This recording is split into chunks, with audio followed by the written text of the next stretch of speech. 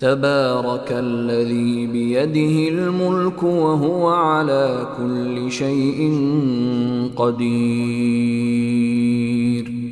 পুণ্যময় তিনি, যার হাতে রাজত্ব, তিনি সবকিছুর উপর সর্বশক্তিমান। الذي خلق الموت والحياة ليبلوكم أيكم أحسن عملا وهو العزيز الغفور